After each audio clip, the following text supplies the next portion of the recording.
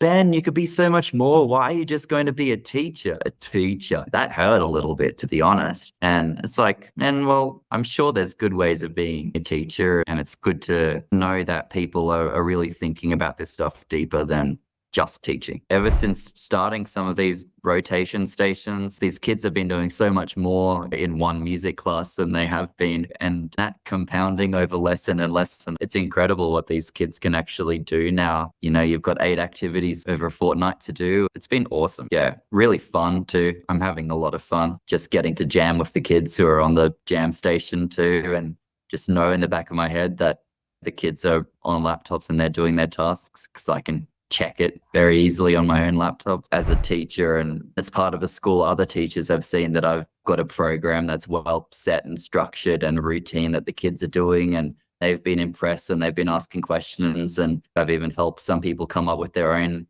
little mini run sheet. Like in woodwork, for example, we took the template a bit and matched it to what they needed for their class. So now they've got a run sheet in the woodwork room, which is hilarious. They were interested in seeing how I was running something that the kids were engaged in and always doing something without the whole place turning into a mess. Yeah, and just getting more playing happening. The kids are learning more songs than they have before. And we haven't gotten to the stage yet where we're doing as many performances every fortnight is way too much for my kiddos at the moment. But we're getting songs every 5 weeks and performing them and turning the music room into a stage and getting them playing. So that's good. Whereas last year, to get a group together to actually play anything as a band was out of their reach.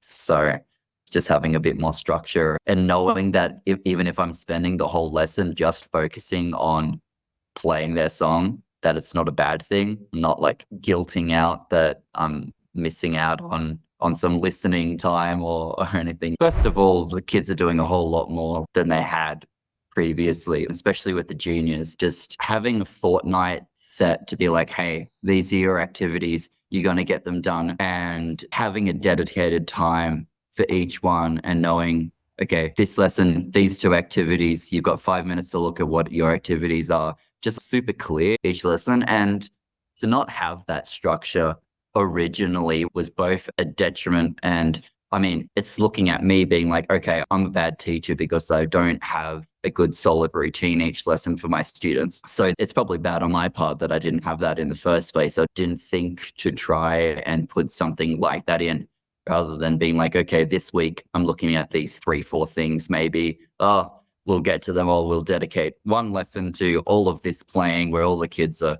mucking around on instruments together at the same time. And then half a lesson on listening, and then we get through it and the kids can play around for the extra bit. Having meaningful, dedicated time for activities is so important, and especially in the music room when things can get messy. So just having that time dedicated each lesson, but then that's over 2 weeks and that's consistent, and then over the next 2 weeks and that's consistent. So just like going to your weekly piano lessons with your music teacher, it's like that same sort of thing when you're always building up on your skills rather than coming back the next lesson and not knowing what you're doing that lesson and then maybe just listening to a song or maybe just mucking around. They're just getting so much more done and they know what they're doing. I don't have to talk. Generally, I'm going through stuff slower than I would like to, especially around assessment time. We're talking about just getting out the laptop, sitting down, getting the rubrics ready and just tick, tick, tick and go. And that's something that I've been better this time. I've just gone through the year 7 and 8 assessments and all on time, all done. There's just a couple of kids who weren't here that I'm just catching up on. But other than that, way better, more on the ball. And the kids were surprised that I didn't let it drag over for a couple of weeks. I'm like, no, today's the day, you're on it, go. And they responded well. In my eyes, the best way of teaching is learning from a role model, having you guys showcase what good teaching is about when I'd never had that. It's like, oh, I could be doing music with my kids all the time, not just one lesson and then speak to them about music for an hour. I tell you what, it's been very eye-opening and it's changed everything. I'll be very honest. And I feel better about coming to school about it. The culture's got to grow here at the school. In the classroom, it's great. But in terms of getting a school that performs is the next step. And it's only really been at formal assemblies and things. My 9 and 10 class seem pretty interested in performing in lunchtimes because I pitched that to them in term one and they're like, they were a bit half and half about it. But now that they've been showing each other in the classroom that they can play and they're actually sounding good and they hear me being surprised at how good they sound from practicing together and feeling good about themselves, I think these times are on their way. So yeah, things are happening and it's slow and I want things now, but I just have to be patient with the process and I think just believe that the direction I'm going is a good direction. I think magic things will happen. I'm getting so much more data, like weekly data from the kids about how they're going that I wasn't getting before. I think that's the best.